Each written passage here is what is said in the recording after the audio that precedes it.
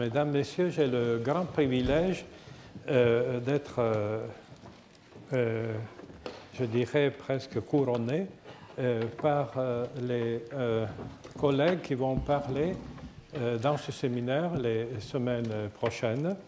Et ils ont eu en plus la gentillesse de m'accorder d'une manière très bienveillante, et je vous remercie, la possibilité de continuer ce séminaire dans le sens même qu'un séminaire devrait avoir, c'est-à-dire enrichir les hypothèses de travail à partir non seulement de ce qu'ils vont nous proposer dans leur séminaire spécifique, mais aussi de ce que j'ai proposé ce matin. Donc, Corinne Herskovich qui nous parlera de l'œuvre d'art au point de vue de la définition juridique de son identification et perfection.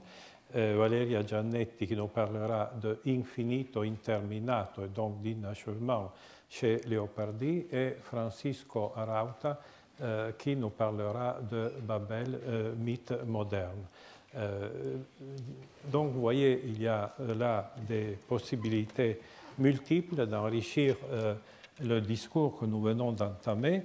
Et je me permets alors tout d'abord, dans ce bref moment de préparation tout à fait inachevé, de donner tout d'abord la parole à Corinne Herskovich. Merci beaucoup, Carlo Sola. Donc on vient ici un petit peu au pied levé. On était venu écouter Carlo pour préparer nos interventions dans les semaines prochaines. Et on va essayer de rebondir un petit peu sur toutes les ouvertures, tous les sujets que vous avez posés, tous les dossiers que vous avez ouverts. Et moi, je commencerai simplement par rebondir sur cette phrase « défigurer pour sortir de la représentation ». Donc, c'est vrai qu'à partir du XIXe siècle surtout, on s'aperçoit que les artistes luttent contre une représentation et cherchent ce qu'il y a sous la représentation. Et donc on voit à partir des romantiques une recherche de profondeur, enfin de ce qu'il y a derrière la représentation, cette espèce de contact et rupture. On va un peu casser l'académisme, on va casser les codes pour voir ce qu'il y a derrière. Donc ce sont les artistes qui sortent, qui vont dans la nature, qui veulent approcher au plus près l'impression de la nature, les impressionnistes. Un artiste très, très important dans cette recherche, c'est peut-être Rodin, qui va rechercher au plus près du mouvement, casser là encore les codes pour aller chercher le mouvement et faire des sculptures toujours en mouvement. Et puis on tend vers l'abstraction et vers le concept. Donc on sort de plus en plus de la représentation pour aller chercher quelque chose d'autre derrière. Donc ça, c'est un petit peu la manière dont je voulais rebondir sur ce point-là. Et puis, je laisse la parole à... Merci. À Francisco, je pense, d'abord. Hein? D'abord. Ah oui, d'abord à Valeria. l'infini. Oui, parfait. Merci beaucoup.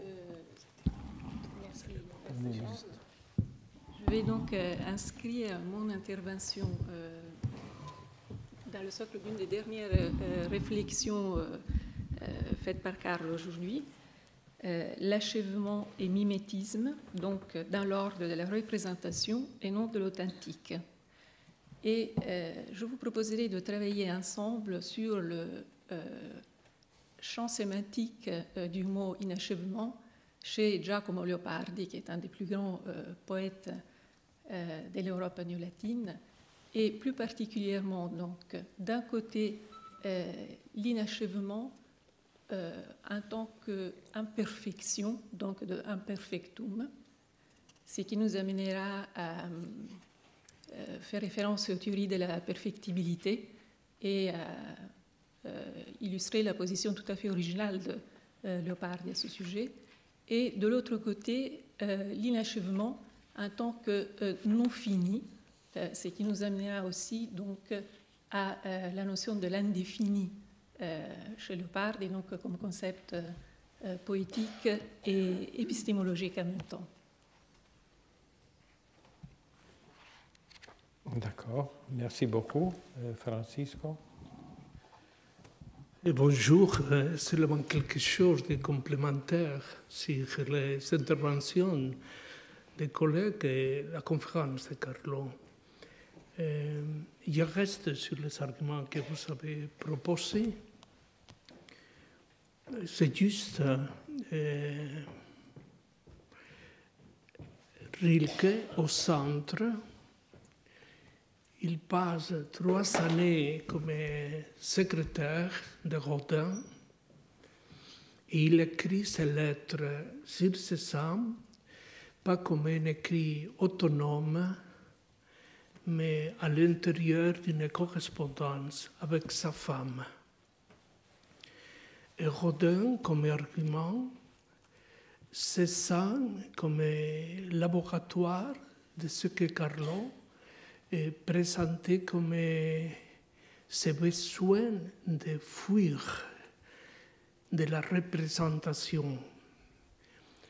Cette fuite de la représentation a été présentée comme une expérience absolument tragique.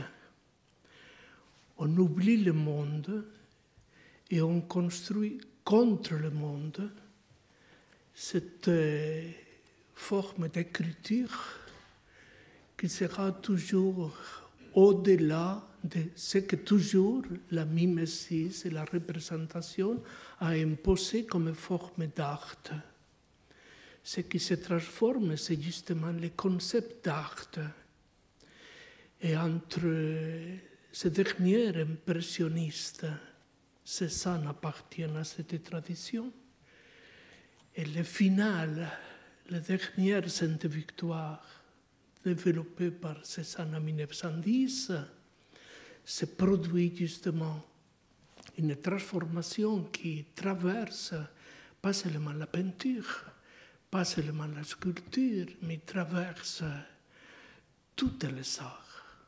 C'est la Verklärtenart de Schönberg qui donnera cette Emancipierung des Tones, que le ton laissera hors de la composition, l'architecture tonale, et donnera aux matériaux de la musique les droits. C'est Kafka qui donnait les droits, qui donne les droits de cette émancipation.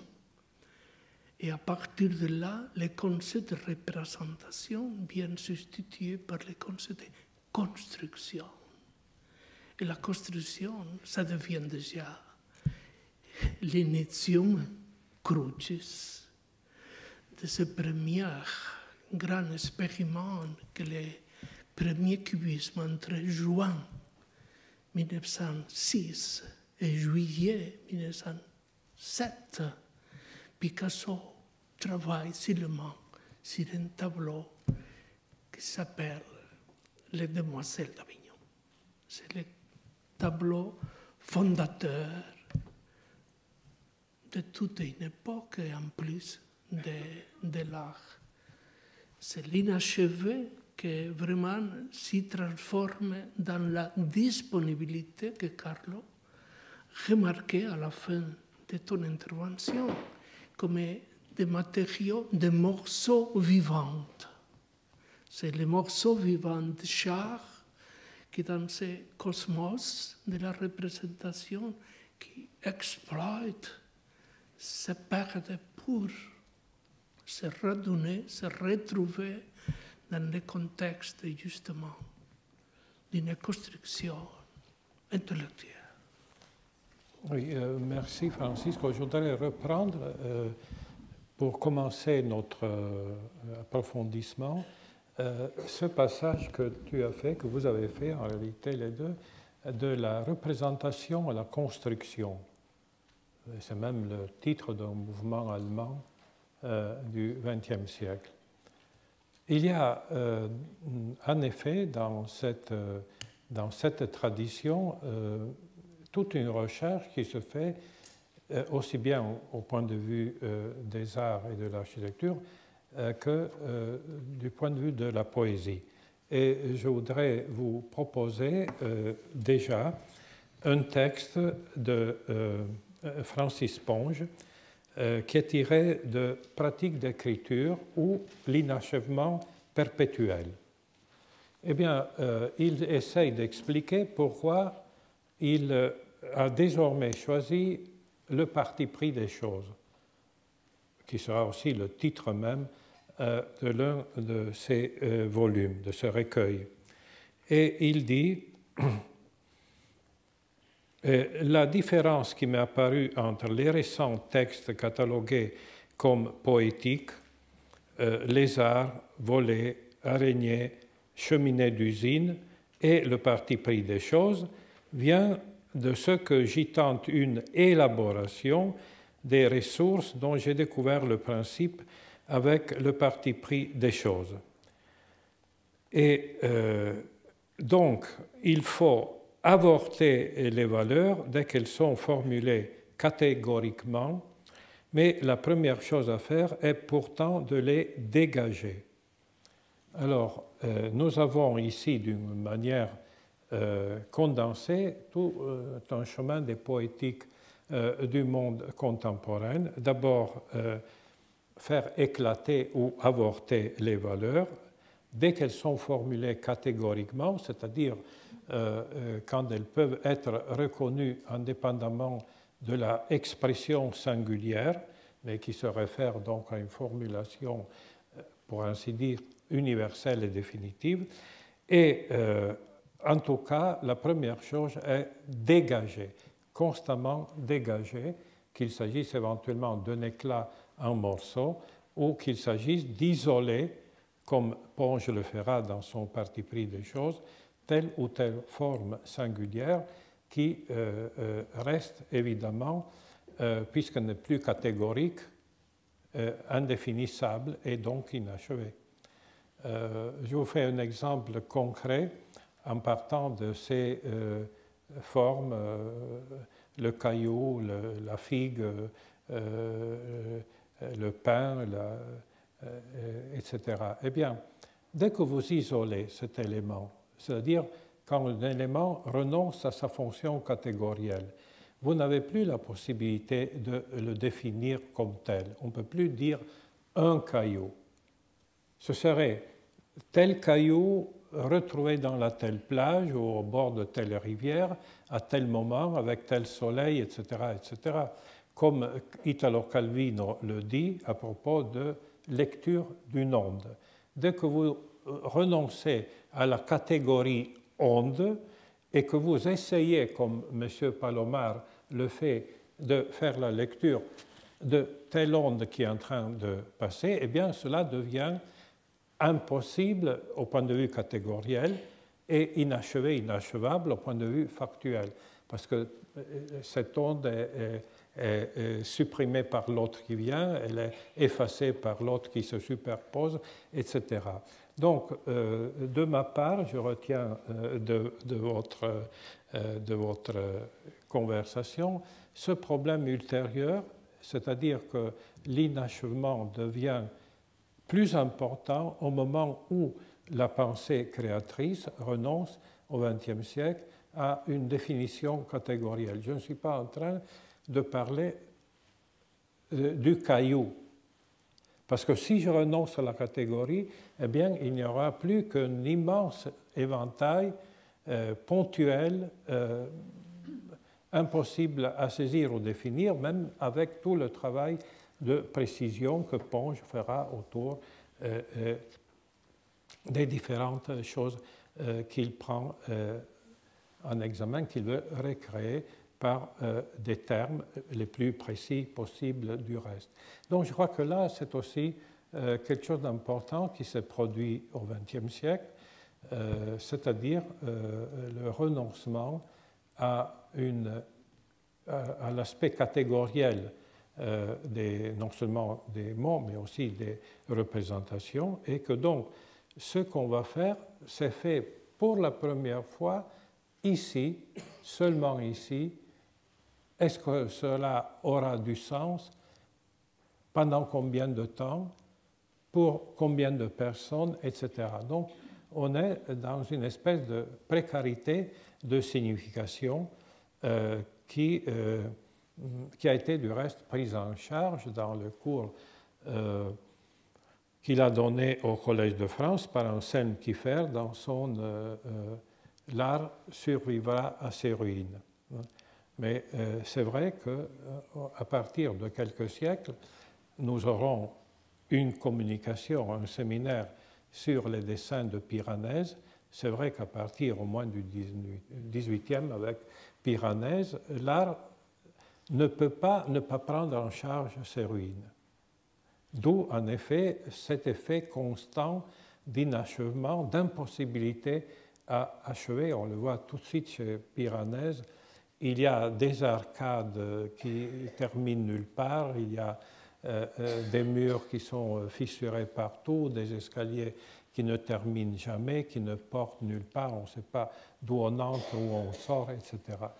Et à mon sens, ce type de conscience éclate encore plus au XXe siècle avec une déclaration formelle, anticatégorielle, qui met l'œuvre d'art dans sa nudité face à un destin qui ne peut pas être défini a priori. Voilà. Est-ce qu'il y a des réactions là-dessus?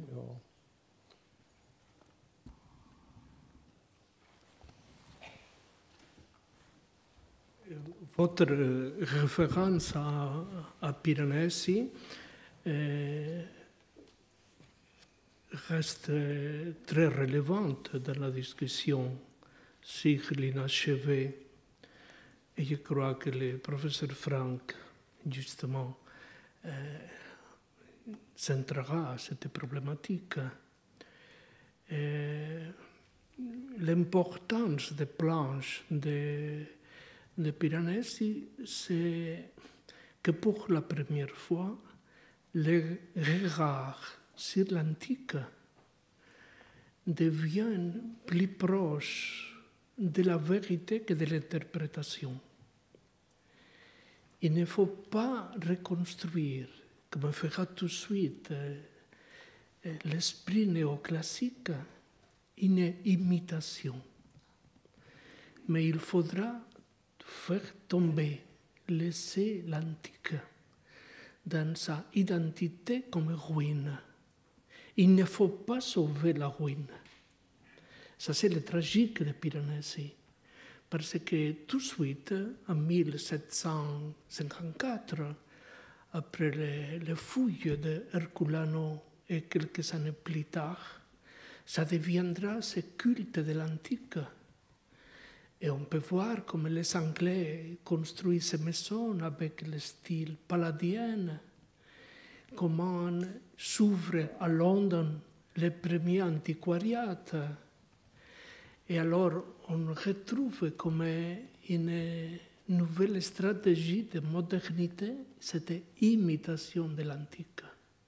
Non, Piranesi fait cette coupure.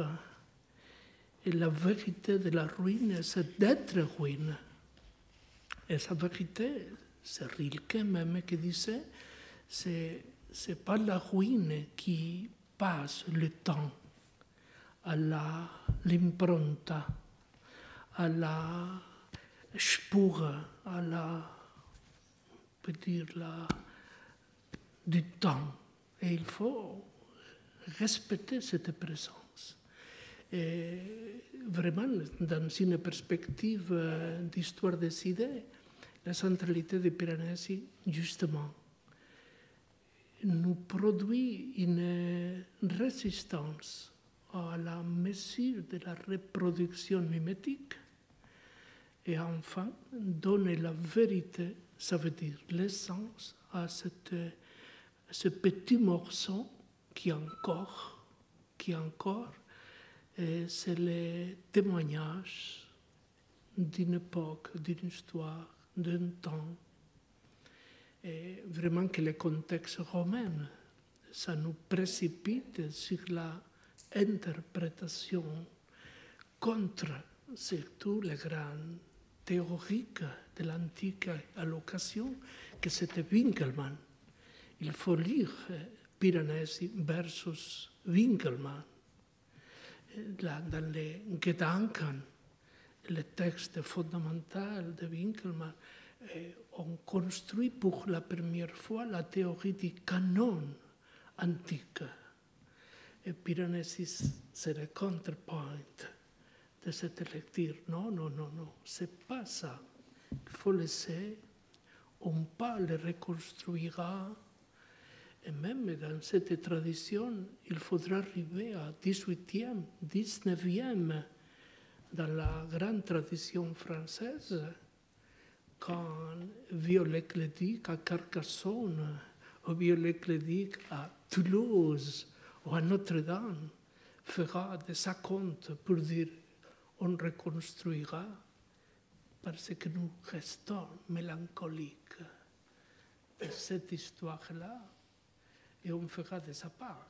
Un peu pro domo sua, il préférera la rhétorique dictée par la mélancolie que la vérité même du monument.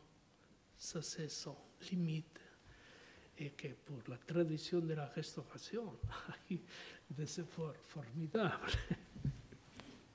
Bien, nous avons là déjà, pour nous préparer au séminaire qui va venir, cette belle opposition Piranèse-Winckelmann, la construction de l'inachèvement et de tous les potentiels de l'inachèvement versus la forme parfaite. Mais il y a aussi une dernière question qu'en profitant de la présence de Valeria Giannetti, je voudrais proposer et que j'avais réservée, et je le fais maintenant, pour la fin de ce séminaire.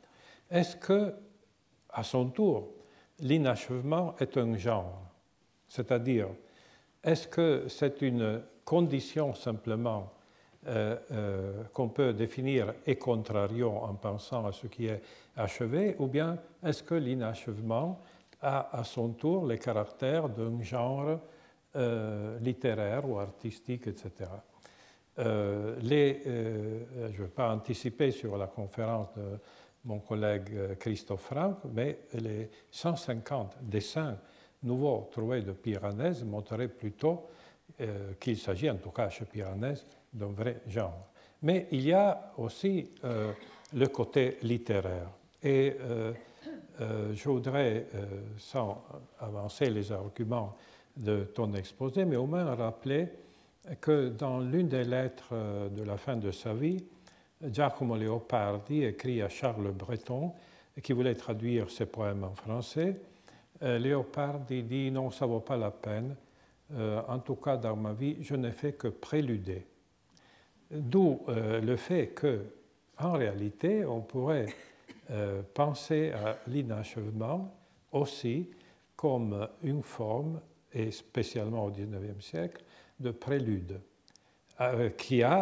prélude qui a une forme autonome, qui fait référence à quelque chose qui devrait venir, comme prélude à, mais qui a en réalité une parfaite autonomie, d'abord musicale, mais aussi tout à fait littéraire.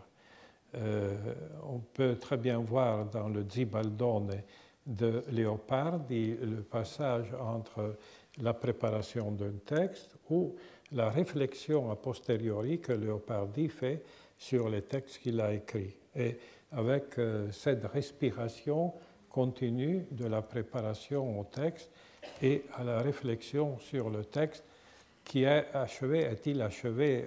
On ne sait pas vraiment. En tout cas, le traité des passions, le traité des mœurs, tout ce qu'il voulait faire avec ses notes n'a jamais eu lieu. Donc on est dans un état d'inachèvement. Mais disons que l'inachèvement, à un moment donné, a eu le désir de devenir une espèce de genre littéraire. Et cela se lie surtout au point de vue de la musique à un autre chemin que nous côtoyons, c'est-à-dire à l'improviso, aux impromptus. parce que il y avait la tradition qui a duré au XXe siècle également, de chanter ou de composer à l'improvviso, en prenant comme sujet la conversation qui avait eu lieu cet après-midi-là dans ce salon-là, ou bien un sujet qui était donné par le maître de la journée, ou bien par un thème qui était fourni par les circonstances de l'après-midi passé en commun. Donc il y a aussi ce type de formulation qui demande de prendre en charge l'inscription du temps dans la forme. Tout ce que nous sommes en train de voir ensemble, l'improviso, le fragment, le dessin, l'inachèvement, etc., comporte en principe l'inscription du temps dans la forme même, alors que, d'une manière classique, la forme était là pour toujours, elle avait enfin expulsé le travail du temps. Exegi monumentum ere perennius, nous dit Horace. J'ai dressé un monument plus éternel que le bronze. Alors, évidemment, ce dont nous parlons n'est pas dans ce contexte, mais il faut le rappeler aussi de temps en temps. Y a-t-il d'autres interventions? Oui, Valérie. Sur le thème de la ruine, donc le thème de la ruine est associé aussi au thème de l'absence, qui est conçu comme la seule forme de présence authentique pour les modernes. Et donc, on pourrait, je vais essayer de le faire à un moment, en fait, poursuivre aussi cette thème de l'absence lié donc à l'inachèvement, et penser qu'il y a une partie de la culture du XXe siècle qui est parcourue en fait par les préfixes négatifs. Donc effectivement, quand tu dis que l'inachèvement peut être pensé aussi comme une catégorie et non seulement comme la négation de ce qui est achevé, effectivement ça le devient dans la littérature du XXe siècle. Ça serait intéressant enfin, de pouvoir penser aussi à quels sont ces mots qui dessinent le XXe siècle et qui partent de préfixes négatifs, juste comme l'inachèvement, l'indéfini, l'inaccompli. Bon, ça serait un parcours possible. Merci. Moi, je voulais juste ajouter par rapport à Piranèse et à cette découverte de la ruine comme un genre, comme une nécessité, comme une trace de la vérité. Si on compare cette volonté de garder quelque chose de réel, quelque chose d'authentique par une ruine, on peut comparer ça à ce que font les Japonais. Les Japonais, eux, reconstruisent perpétuellement. Et pour eux, ce qui est important, c'est de garder le savoir-faire. Donc, ce ne sont plus des objets ou des monuments qui sont des trésors nationaux, ce sont des hommes, des personnes, qui sont capables de maintenir exactement dans le même état, avec les mêmes matériaux, ce qui a été construit par leurs ancêtres. Donc, le trésor national, c'est celui qui peut perpétuer cette authenticité. Et c'est là je parlerai un peu de l'intangibilité. Est-ce que l'œuvre d'art, pour être reconnue comme une œuvre d'art, doit être reconnue dans son intangibilité? Parfait. Et alors nous allons conclure notre matinée avec un mot qui n'a pas été prononcé, mais qui doit être prononcé pour mettre ce séminaire dans l'horizon nécessaire. Le mot, même si après il n'y a pas à l'intérieur du volume quelque chose qui traite ce mot même, est dans un livre d'Yves Bonnefoy, L'inachevable. c'est des entretiens sur la poésie. Mais il a voulu donner à ces entretiens, un peu comme Jankélévitch pour son quelque part dans l'inachevé, a voulu donner à ces entretiens le titre dit inachevable. Eh bien, inachevé, inachevable ouvre évidemment un parcours bien plus compliqué. Et, on pourrait dire d'une manière vraiment basique, l'inachevé est un constat, l'inachevable est un bilan ou une espèce de conscience d'impossibilité de perfection inatteignable. Mais en même temps, quand on passe du côté de l'inachevable, on a aussi le bonheur d'une liberté qui n'aura pas de limite. On peut toujours continuer à travailler cet ouvrage, à refaire ce geste, à recommencer par la même plume, sur la même page, etc. Et ce séminaire, je ne vous le cache pas, est aussi le préambule d'un travail que nous menons depuis quelques années, Alain Berthoz, moi-même et Brian Stork, et qui devra arriver un jour ou l'autre à proposer un colloque sur les libertés de l'improbable.